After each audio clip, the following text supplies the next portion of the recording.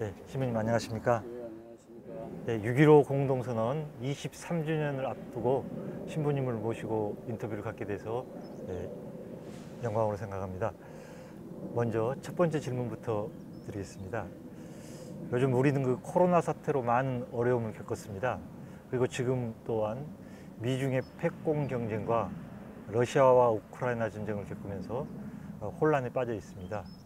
왜 이런 혼란과 전쟁이 반복될지 성직자이신 신부님께 말씀을 좀 청해 듣고 싶습니다.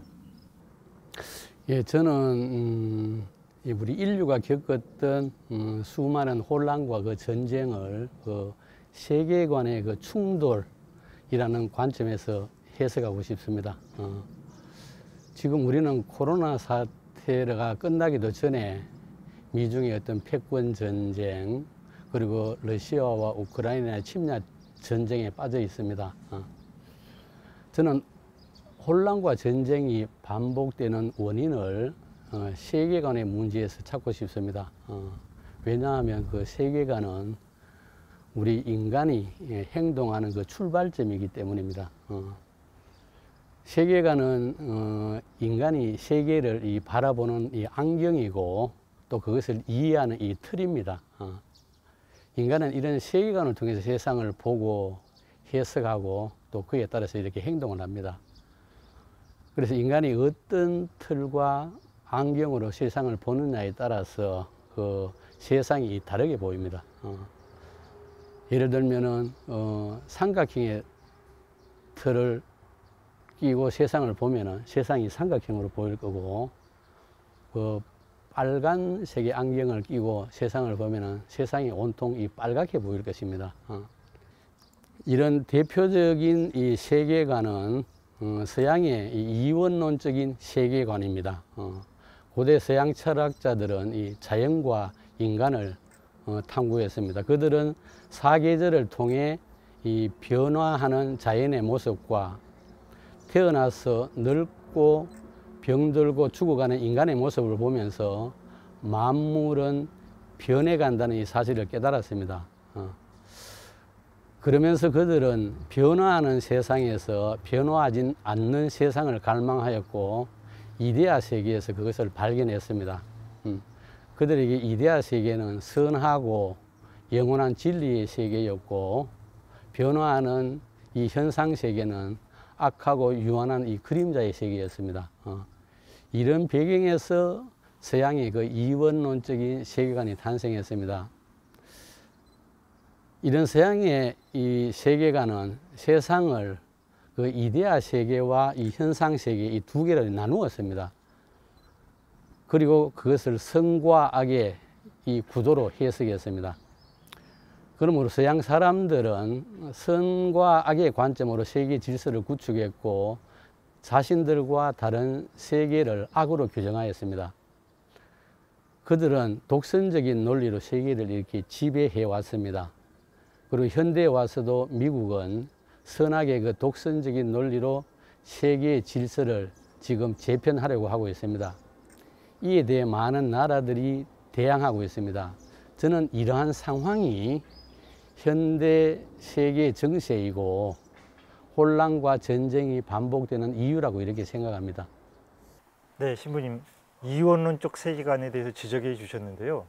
이런 이원론적 세계관에 의해서 반복되는 혼란과 전쟁을 어떻게 극복해서 세계 평화를 이룰 수 있다고 보시는지 고견을 듣고 싶습니다. 저는 이 동양의 그 관계론적인 세계관을 제시하고 싶습니다. 관계론적인 세계관은 아시아의 오랜 이 농경 문화에서 탄생했습니다. 농사를 지으려면 이 자연의 질서인 하늘과 땅의 변화를 알아야 했습니다. 날씨와 사계절의 변화를 관찰하고 그에 적응하면서 농사를 지어야 했죠.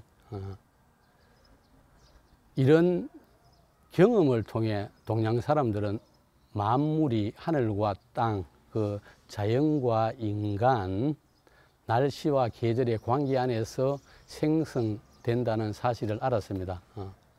그들은 세상이 수많은 산물들의 관계를 통해 이루어진다는 것을 깨달았습니다. 동양 사람들은 변화하는 세상을 선과 악의 대결이 아니라 음과 양의 조화로 해석했습니다. 이런 관점에서 관계론적인 세계관이 탄생했습니다. 저는 이 관계론적인 세계관을 그 태극 문양에서 찾습니다. 태극 문양을 보면은 이 둥근 원을 빨간색과 이 파란색 두 부분으로 나누어 놓았습니다. 여기에 원은 태극이라는 형이상학적 의미를 가지고, 그리고 빨간색은 양을, 파란색은 음을 상징합니다. 이런 문양을 통해 태극은 세상을 음양의 원리로 설명합니다. 이 원 안에 위치한 좌측의 빨간색이 커지면서 내려오고, 그리고 아래쪽의 파란색은 작아지면서 물러납니다. 그리고 그것이 우측으로 이동하면서 아래쪽의 파란색이 커지면 위쪽의 빨간색이 작아지면서 뒤로 물러납니다. 이 두 색깔이 이렇게 서로 교차하면서 커지고 작아지는 가운데 커다란 원을 이룹니다. 이것은 이 음과 양이 만물의 근원인 태극을 구성하고 있다는 것을 나타냅니다. 저는 태극의 음양론이 이 관계론적인 이 세계관을 잘 나타내고 있다고 생각합니다. 나아가 저는 이런 태극 사상이 현대과학의 이 세계관과 일맥상통하고 있다고 봅니다. 이 현대과학은 세상 만물이 원자로 구성되어 있고, 그 원자는 원자핵과 전자로 구성되어 있다고 합니다. 그리고 원자핵은 양성자와 중성자로 구성되어 있다고 합니다. 현대 원자 물리학은 양성자와 전자의 상호작용과 관계를 통해 물질이 생겨나고 그 물질로 세상이 이루어져 있다고 합니다. 저는 이런 원자의 상호작용을 태극의 음양사상과 유사하다고 봅니다. 음양론과 원자론이 관계론적인 세계 안에서 서로 상통하고 있다고 봅니다. 저는 디지털 문명도 이 관계론적인 세계관과 함께하고 있다고 봅니다. 디지털 문명은 원자의 양자 역학에 기초하고 있으며 모든 사물이 하나로 이렇게 연결되어 있다는 것을 증명해 주고 있습니다. 이를 통해 우리는 스마트폰과 GPS 그리고 컴퓨터 등을 사용하고 있습니다. 지금 우리는 모든 것이 연결되고 관계를 맺는 초연결 사회에 살고 있습니다. 그러나 우리는 이런 디지털 문명을 누리면서 이원론적인 세계관으로 세계를 분리하고 대결하려는 세력을 보고 있습니다. 이들은 모든 사물이 하나로 연결되어 있다는 진리를 외면하고 그들의 이념에 따라 대결을 부추기고 있습니다. 저는 이 과학과 이 철학의 진리로 이들을 준엄히 비판하며 이들을 극복하기 위해 디지털 공동체를 제안하고 싶습니다. 이것은 철학자와 과학자와 언론인과 종교인이 연대하는 공동체입니다. 철학자와 과학자들이 관계론적인 세계관을 확립하고 언론인들이 이를 홍보하고 종교인들이 종교 예식을 통해 이를 생활로 연결하는 공동체입니다. 우리가 연대하여 이 디지털 공동체를 통해 새로운 문명을 일으켰으면 참 좋겠습니다. 저는 이런 새로운 정신 문명을 통해 인류의 미래를 밝히고 혼란한 세상을 극복했으면 참 좋겠습니다. 네, 신부님께서 디지털 공동체를 제안해 주셨는데요. 상당히 의미 있는 제안이라고 생각합니다. 다시 현안으로 돌아와서요. 6.15 공동선언 23주년을 앞두고 있습니다. 6.15 공동선언의 의미를 다시금 되새겨본다면 어떻게 보시는지 궁금합니다. 예, 저는 6.15 남북 공동선언을 이 관계론적인 이 세계관의 이 승리로 봅니다. 이 선언은 명칭 그대로 이 남과 북이 자주적으로 연합제와 연방제의 공통점 위에서 통일 방안을 마련하겠다는 그 선언입니다. 이 공동의 이 통일 방안을 마련하겠다는 것은 이제 무력 통일을 포기하고 평화 통일을 지향하겠다는 것을 의미합니다. 이 선언으로 남북 관계를 그 대결에서 평화로 이해하기 시작했다는 것을 의미합니다. 그래서 저는 이 관계론적인 이 세계관을 승리라고 보는 이유가 바로 여기에 있다고 이렇게 생각합니다. 6.15 선언의 그 통일 방안은 이 통일 대장정에서 지도와 나침반 역할을 하리라고 저는 봅니다. 그리고 이것은 외세의 간섭을 물리치고 어떤 정치적 난관도 뚫을 수 있는 힘을 줄 것이라고 저는 생각합니다. 이것이 6.15 선언의 의미라고 저는 생각하고 있습니다. 네, 우리는 6.15 공동선언으로 통일 방안을 마련해야 하는 커다란 숙제를 물려받았습니다. 어떻게 이 숙제를 이행하며 통일과 평화 길로 나아갈 수 있다고 보시는지 듣고 싶습니다. 네, 저는 그 태극기의 그 태극 문양에서 그 해답을 찾고 싶습니다. 저는 태극기 문양을 동양사상의 음양론과 현대과학의 원자론의 그 결합으로 이렇게 해석을 합니다. 그래서 우리가 이런 해석학적인 순환을 통해 태극 문양의 그 철학적 의미를 깨달아 통일 방안을 마련해 보았으면 좋겠습니다. 저는 그 태극 문양에서 남북의 그 분단의 그 모습을 봅니다. 빨간색과 파란색으로 나누어져 있는 태극 문양을 남북으로 갈라진 한반도의 모습과 유사하다고 저는 봅니다.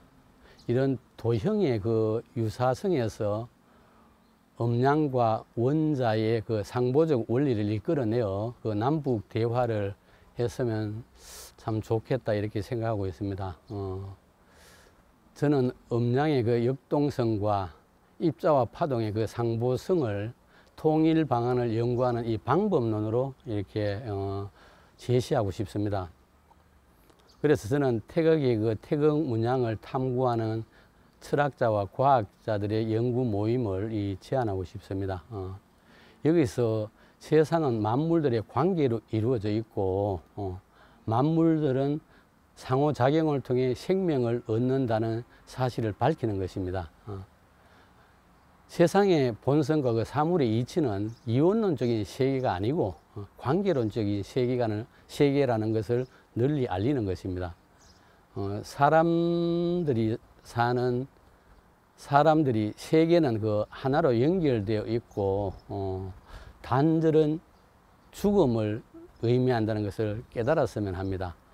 저는 남과 북이 관계론적인 세계관을 회복할 때 6.15 선언을 이행하고 이 통일과 그 평화의 길로 나아갈 수 있을 것이라고 이렇게 생각합니다. 예, 현재 여러 가지 문제들이 있는데요.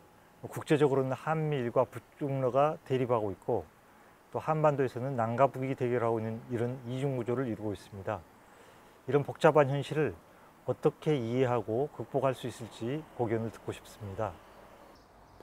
예, 저는 그 현재 진행되고 있는 이 한미일 관계에서 가스라와 태프트의 그 망령이 어른거리는 것을 봅니다. 1905년 일본 총리 그 가스라와 미국 전쟁부 장관 태프트가 동경에서 만나 일본의 대한제국 식민 지배와 미국의 필리핀 식민 지배를 서로 양해하고 지지했습니다. 이로써 일본의 대한제국 병합이 일사천리로 진행되었습니다. 이런 역사적 사실을 망각하고 우리 정부는 지금 자발적으로 그 미국 퍼주기와 일본 퍼주기를 아낌없이 하고 있습니다. 민족 화해를 위한 남북 교류를 북한 퍼주기로 비판하며 민족 대결을 조성했던 것과 너무나 대조적인 모습이고 모순된 이 행동입니다. 역사에서 교훈을 얻지 못하면 미래가 없는 민족이라고 우리는 이야기를 합니다. 저는 이 한미일과 북중러의 그 대결을 우리 남북 화해로 그 푸는 방법을 찾고 싶습니다. 현실적으로 이 남북이 각각 자기 진영에서 자유로울 수 없더라도 가급적 남북 대결을 피하고 양측 진영을 화해시키도록 노력했으면 좋겠습니다. 저는 그 방법을 6.15 선언의 정신에서 찾았으면 합니다. 남북이 6.15 선언의 그 민족 화해 정신으로 하나 되어 각각 자기 진영의 미국과 일본 그리고 중국과 러시아를 이 화해의 길로 견인하였으면 이렇게 합니다. 저는 경제와 문화 강국인 남측과 핵과 미사일의 전략 국가인 북측이 화해를 할 때 엄청난 힘이 발휘될 것이라고 생각합니다. 이 힘은 남북이 민족 대결을 넘어 세계 평화로 나아가게 할 것입니다. 저는 이를 위해 남북이 이 관계론적인 세계관으로 세계 정세를 해석했으면 합니다. 그러면서 이 다음과 같이 제안하고 싶습니다. 먼저 남측이 김영삼 대통령의 그 취임사 내용인 그 어떤 동맹도 민족을 앞설 수 없다는 그 민족 우선주의와 그 김대중 대통령의 남북 공동선언에 그 민족 화해 이 정신을 되새겼으면 합니다. 남측의 이 진영 대결을 극복해야 남북의 그 화해가 이루어지기 때문입니다.